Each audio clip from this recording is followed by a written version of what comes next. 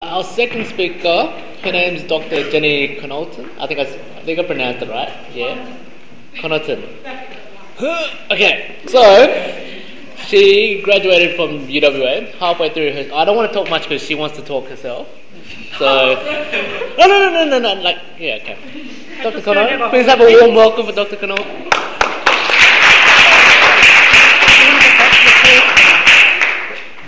Hello everybody, thanks for having me here tonight. And can you hear okay?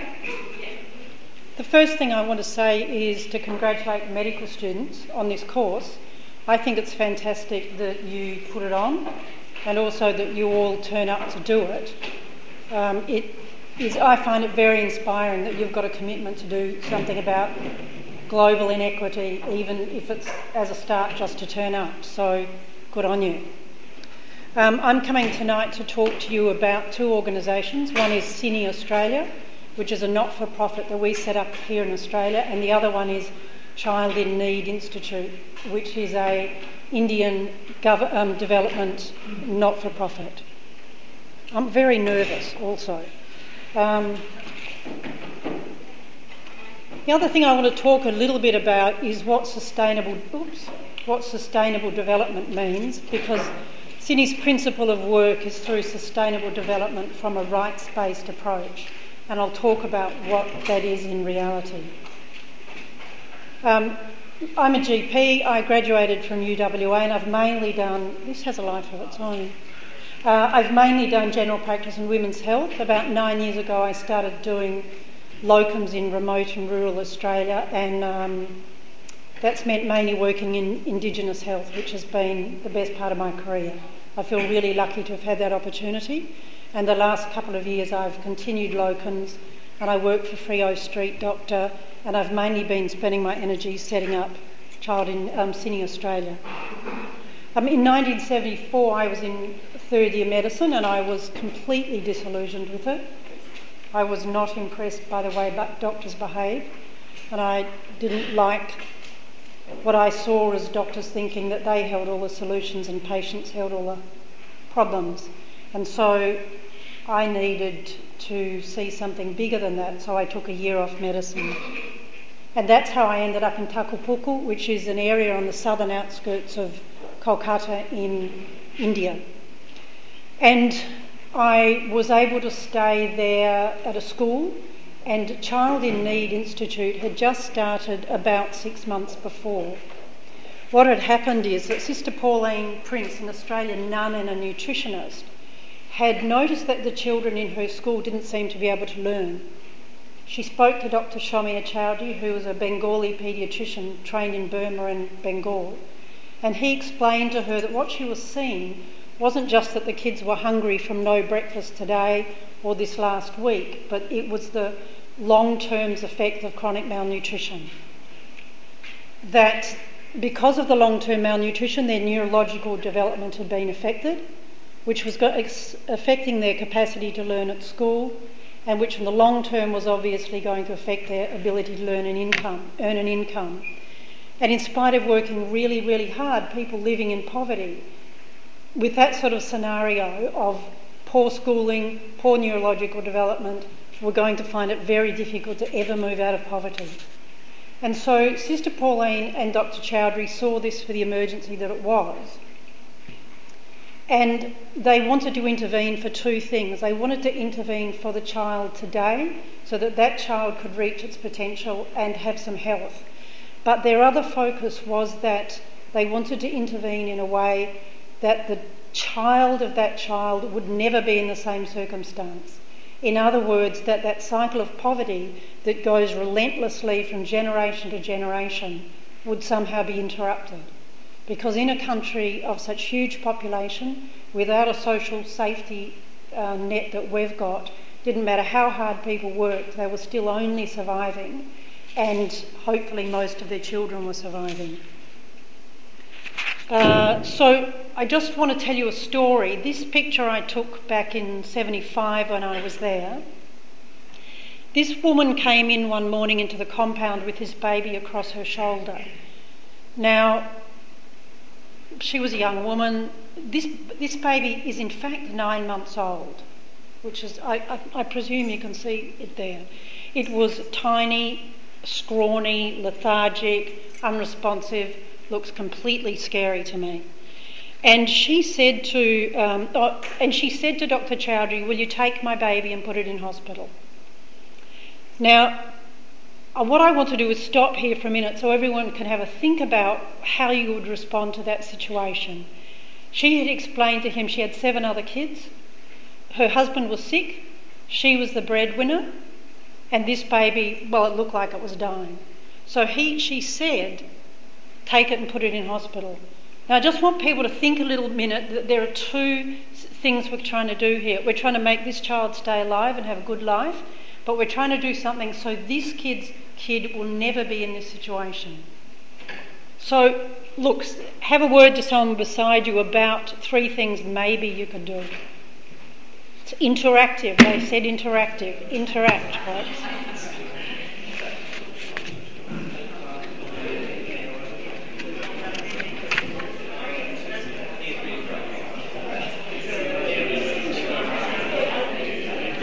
Okay, have you cured it? Somebody yell something out.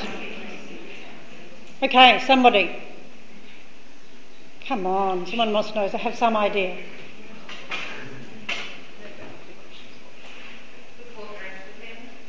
Yeah?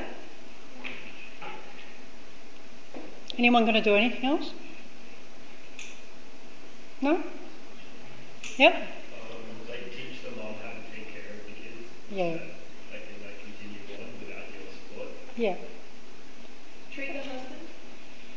Yeah, good one. Yeah, I didn't even think of that. Good idea. Family planning. Family planning, yep, good one. Okay, well, Dr. Chowdhury's response was yes, but not without you. She explained her situation, that she was a breadwinner, and again he insisted that yes, he would admit the baby, but not without a carer. Now, I was 20 at the time, and I was really stunned because this baby looked like it was going to die that second.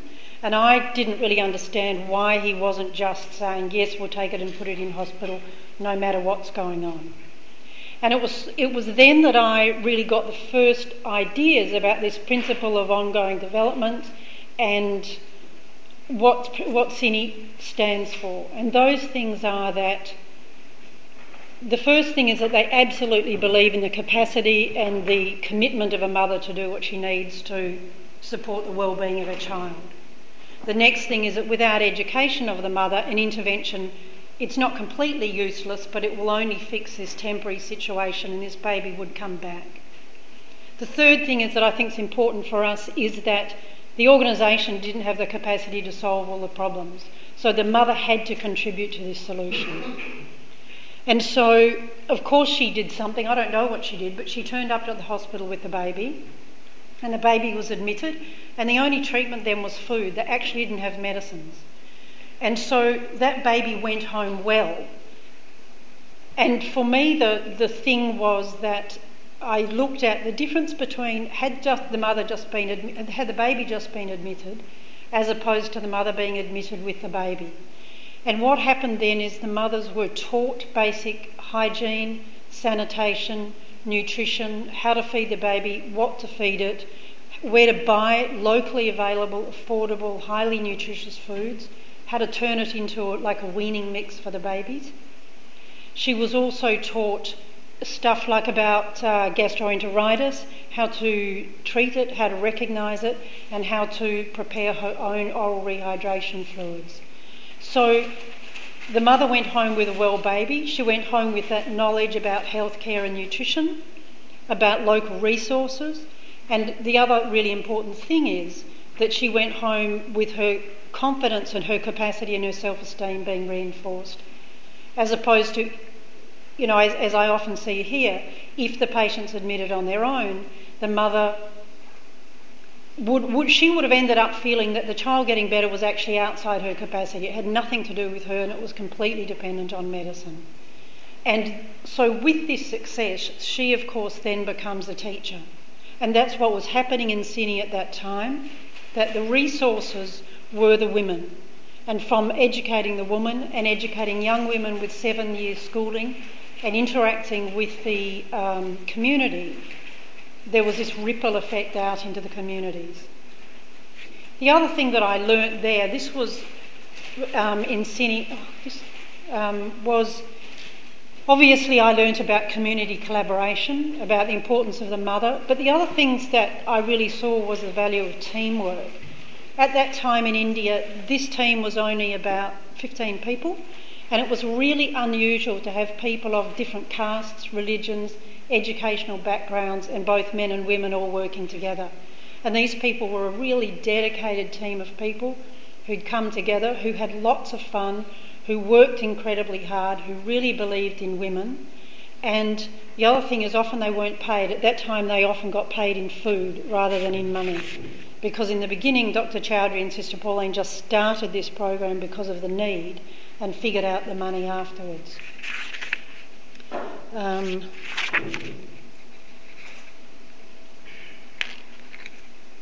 The other thing I wanted to say was, for me, seeing malnutrition at that time, I sort of knew that if with malnutrition that children would be skinny, but I didn't really understand the complete and devastating effects of malnutrition on their whole childhood. And what I saw were little kids who, when they were really malnourished, they actually stopped being hungry. They stopped wanting to eat, they stopped interacting with each other, they stopped their motor development stops, their social development stops. And for me it was amazing to see only with food these children's childhoods wake up. They became more alert, they started to walk, and you could see them shift through milestones with a couple of weeks of feeding. But for me the most moving thing was actually seeing their social interaction, and little children who didn't laugh or didn't play or didn't go near each other waking up and interacting with each other. And I think that sort of showed me that it was not just a medical impact on these children, but it was how much it was going to affect their whole life. Now, it wasn't until 2008 that I returned to India, and there, I went back to CINI, and there I found an organisation that had survived for 38 years. There was now a complete Indian NGO with no non-Indian staff. They had expanded and now employed about 400 people, and over the intervening 40 years had reached about 5 million people in West Bengal through their programs. But it was still based on that same principle of empowerment and education of women, of collaboration with the village, and focused on the children. And they had expanded from health and nutrition to move on to education as the next step in moving people out of poverty, and issues of protection, which I'll talk a little bit about. And it's always based on collaboration with other services and in the empowerment of people living in poverty.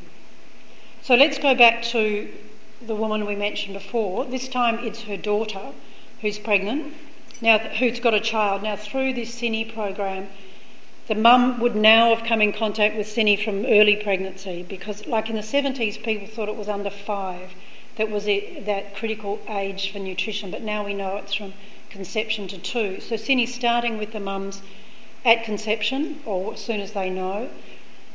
They're doing antenatal care, they're arranging for safe childbirth, which usually means in an institution.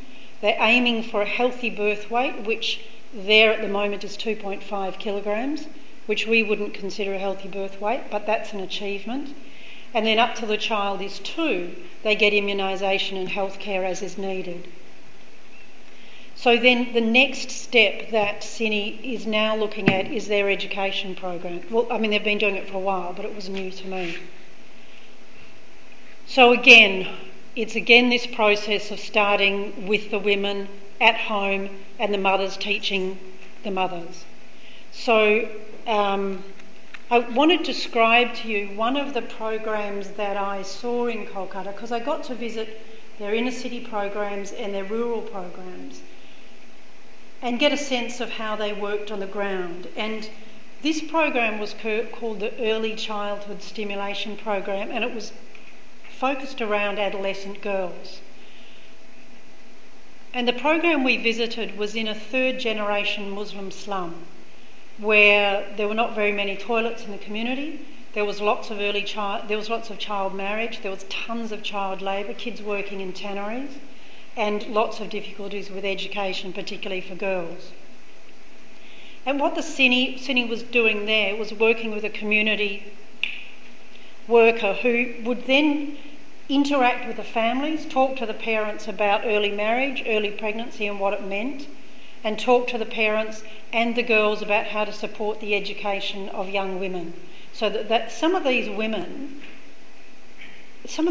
were doing their masters in social work from 3 generations of living in a slum. I don't know how they were doing it, but it was amazing. And this group of young women, by coming together to get support for their education, had created this fantastic relationship with each other. And through CINI's support, their educational and their health and their social needs were being met. Now, in return, what was happening is that they were being... So I think of CINI as giving people a basic package of health and nutrition. And in that includes HIV information and reproductive health. So these young women got this package. The other thing that they got was training in early childhood play. And then their job was to hook up with... They each hooked up with a mother, and their job was to teach the mother how to do preschool development play with her kid. So these are families who have never been to school. They're illiterate mothers, and so they had a tiny little kit of a ball to learn gross motor and colours, of story cards, of little dolls with tiny, fine motor stuff. And so the idea was the adolescents taught the mums who did the play with the kids, who were then ready for enrolment in school. And the other thing that these adolescents had learned was to do a brief developmental assessment of the children. So then they assess the kids, and then if there's something wrong with the child, then that's dealt with CINI. So that was from one CINI community worker, this fantastic effect through their whole community.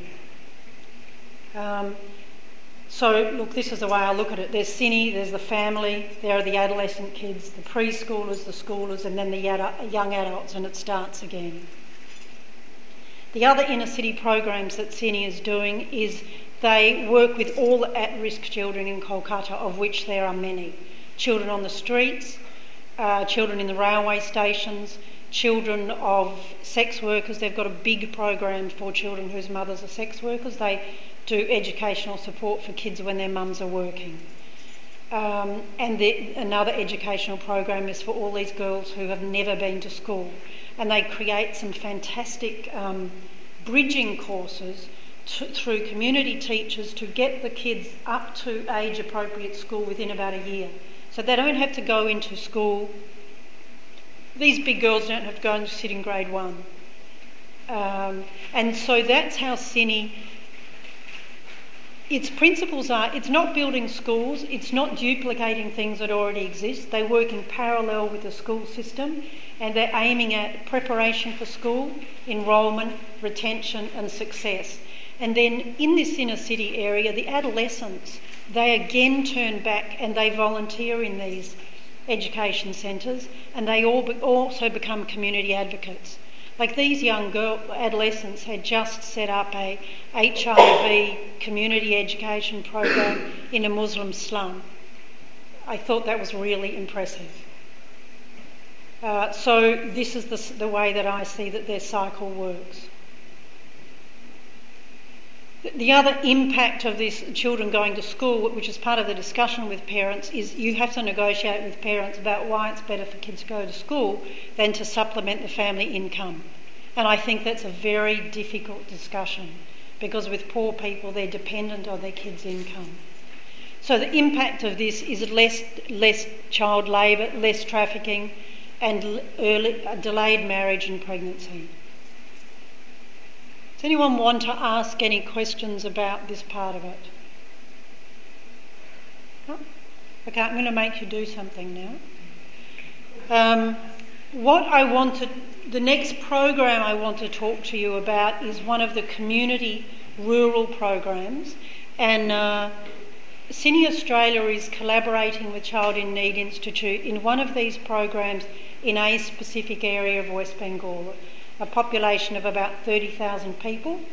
And to give you an idea, our funding for that is about $30,000 a year. So the community is 30,000 people for about $1 a person a year. So this involves tons of collaboration.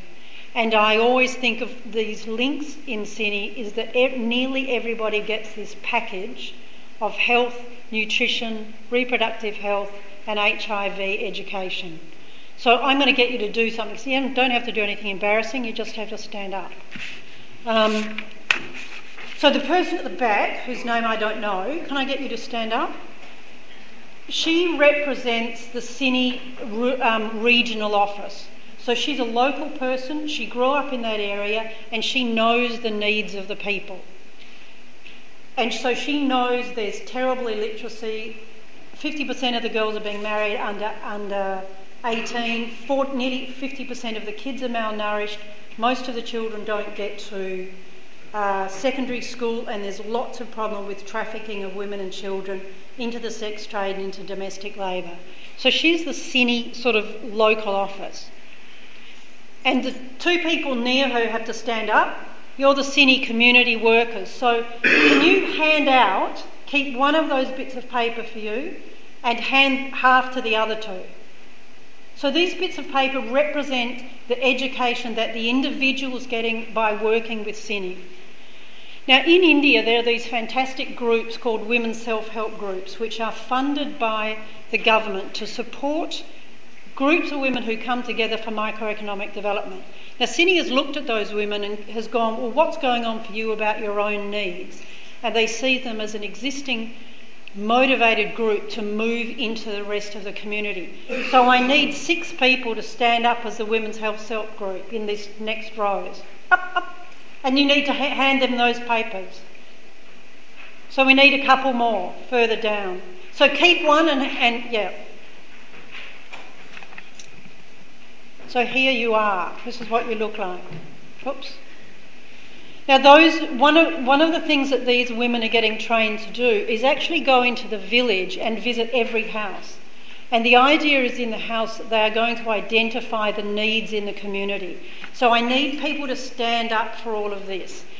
They do this thing called social mapping, where they literally with a biro draw a map of their village that they can then present to the whole village.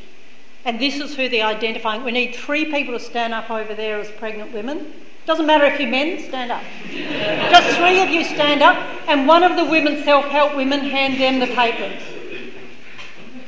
Keep one for yourself and hand on the others. Okay, we need 3 more people in the middle who are malnourished children. So one of the women's self-help people hand those 3 the papers. Have those papers come down? Do your jobs. No, the pregnant women aren't giving it to the malnourished kids, the women's self-help groups are. Okay, we want 3 more people who live in houses without toilets up, and the women's self-help group give you the bits of paper. Are you getting the bits of paper? Where's all the paper? Come on, I spent the whole afternoon copying. Okay, so now I want 3 out-of-school children. You're never at school. Hand them the paper. And I want 3 people here who don't go to school very often. I want 3 people here who are children who are at risk of child labour. Up, child labour kids. And I want 3 women over here who are at risk of domestic violence or being trafficked. Okay, now those papers come down through the women's self-help group. Okay, so now these women have identified what's going on in the community, and they present that to the whole village. We went to one of these meetings. There were 200 people. There were men and women. It was a Muslim community near the border of Bangladesh. And these women stood up in front of all the men and all the council and presented this information. And that in itself is a mind-boggling feat. These are, not very educated women, and they're standing up there with amazing courage. Now, over there, the man with the computer is the Gran Panchayat. On your feet. which means he's the local council leader. He's not going to do it? You're not standing for election? On your feet. And these two women are other council members. So you need to stand up. So they will get a bit of paper from, we may have run out, from CINI. They'll learn from CINI about these issues. So the Women's Health Self-Group and the Grand Panchayat know what's going on in the community now. So what they're going to do is now work with the pregnant women. Now, you're the local antenatal service, so you stand up around this end. Sorry, this is flipping around like crazy. You two have to stand up because you're another women's self-help group woman who's going to help the malnourished kids. Your two parent representatives, on your feet. You are going to, and you're the local principal. Okay, so you are going to work with the women's self-help group and the parents and the children and the school. You are going to figure out how to get a girls' toilet at the school, how to set up bridging classes for the kids who are out of school, and now we need it. Max, you're a mother. You're a community mother. You are going to volunteer in the girls-only class that's going to bridge the kids into school. Kieran, you're the Adolescent Red Ribbon Club. You're a group of adolescents who, you've got a whole lot of buddies. You teach each other about reproductive health, about how to use condoms, about HIV, and you look out for other people in the community and kids who might be disappearing, because kids in this community are disappearing to Delhi, Mumbai, Chennai, Kolkata. Okay, who else have we got? Now the next crew, on your feet, you're the local police, and CINI and the Grand Panchayat are teaching you about how to do child-friendly policing, how to be kind, not punitive to the kids, how to work with the mothers about kids who are disappearing. So you are learning that your job is not to be punitive, but to work with the community. Now the man behind, you're the chai seller. On your feet.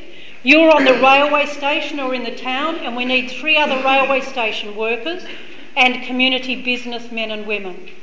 So you are going to learn about child protection, and you're going to learn about trafficking.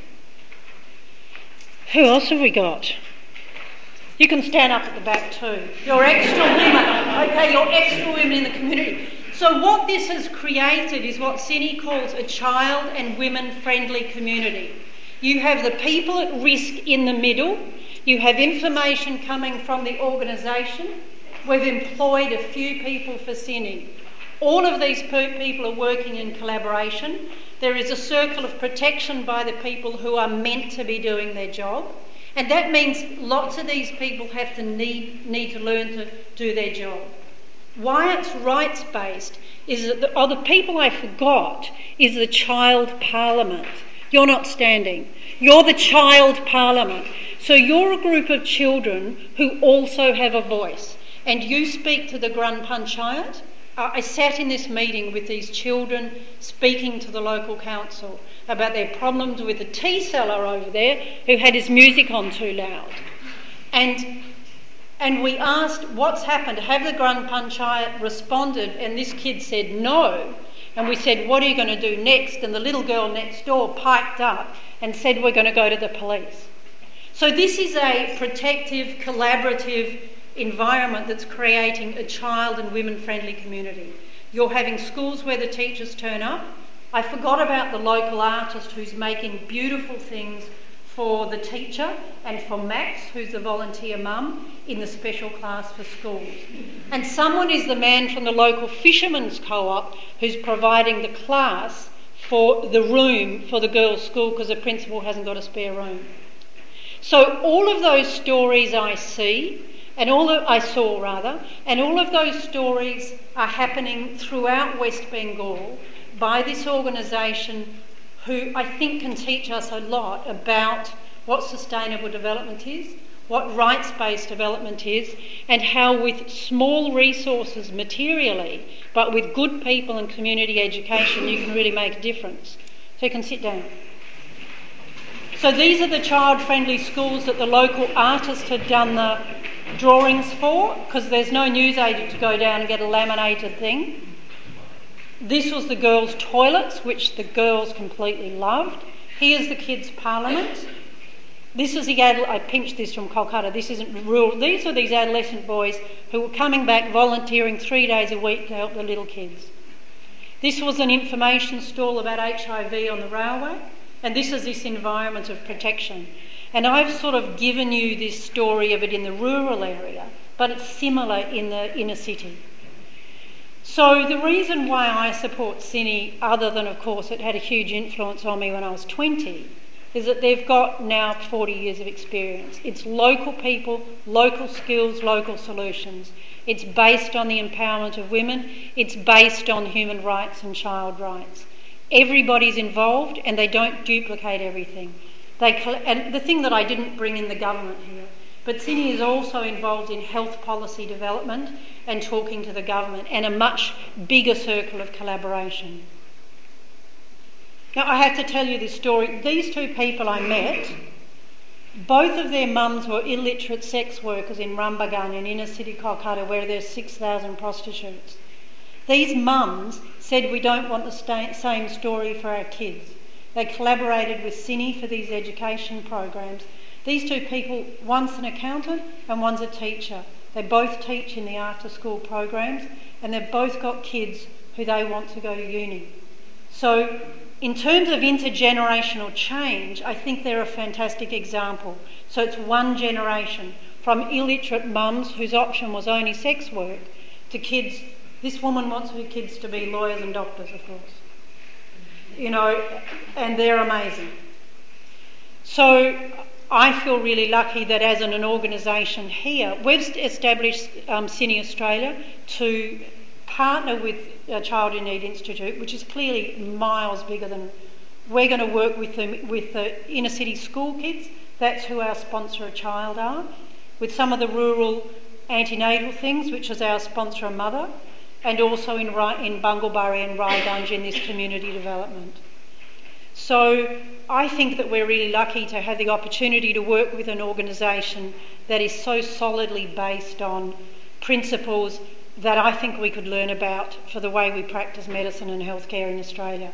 You know, I think wherever you work with a different culture, with a different group, that if we could participate in this type of community empowerment, what we're doing may be of more use. Now, people said students want to know what they can do. And so now on those bits of paper you got, there's a list of what you can do. And look, when you're all rich consultants, send us tons of money. But before then, there's lots of things that you can do. We have these little money boxes that you can take and put together, and you can go straight to Westpac and put your money in them. All the details is on the back. 5 cents are great. I've lost my list. The other thing is you can sign up for our newsletter and we'll let you know what's going on. Our sponsorships are cheap. To sponsor the education of a child for a month is 3 coffees, $10 a month. And to sponsor a mother and her child in pregnancy is 4 coffees, $15 a month. So it's not a lot of money, and it works. What else is on that list? You've got the list.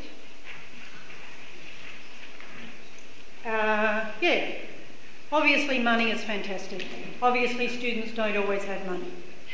The other things that we're doing, we're going in the city to surf. If anybody wants to come in the city surf and get sponsored for CINI, come along. How to sign up is on the back. Next year we're going to do a bike ride 670 kilometres from Kolkata to Kalimpong. If any of you want to come, you need to be sponsored. It'll be in February. The other thing is, look, think of us when there's an event. If students do things and they want someone else to support, we're here. If you want us to talk, I'll talk for anybody. And do like us on Facebook. The other things that, you know, in time, there are roles for people to donate their skills to CINI-Australia. We're a tiny organisation. We're growing. We're learning how to do a million things we couldn't do 2 years ago. Tell everybody you know about CINI, and if you've got parents who look like they don't know what to do with their money, hand them a sponsorship card. The other thing, think of us at Christmas. If you don't want to give presents, give CINI. And look, in the end, the other thing is when it's appropriate, go and see it. Going and seeing it on the ground and seeing an organisation that works in this way is fantastic. And just the last thing I want to say is that I think there are lessons for us about the donating country. And I think that has been the biggest challenge for me in all of this. What is the appropriate way for us to help another country or another community in a way that truly benefits and empowers those people? It isn't something that just makes us feel good.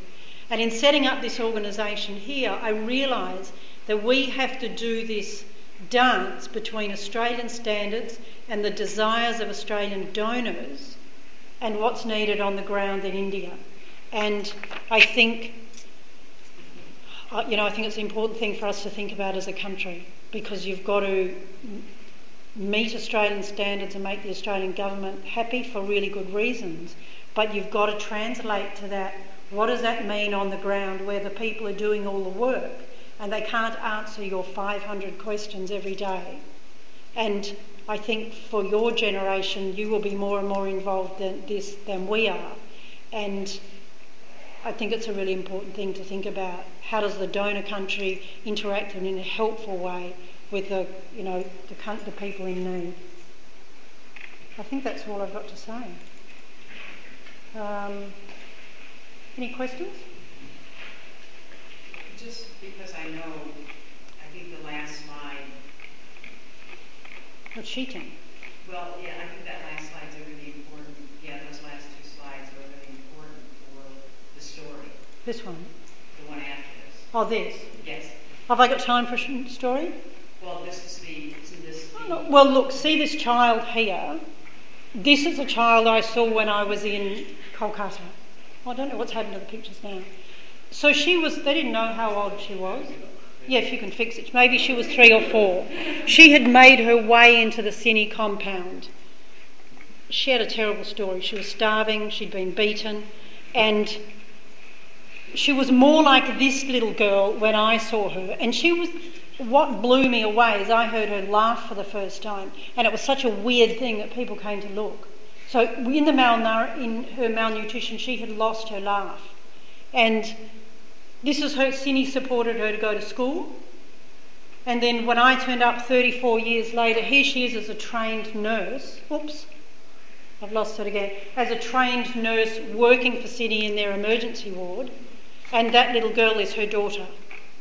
And, that's like, if you look at deeper in that first picture, and then this is her daughter, who's a perfectly gorgeous, healthy, going to school, joyful little kid.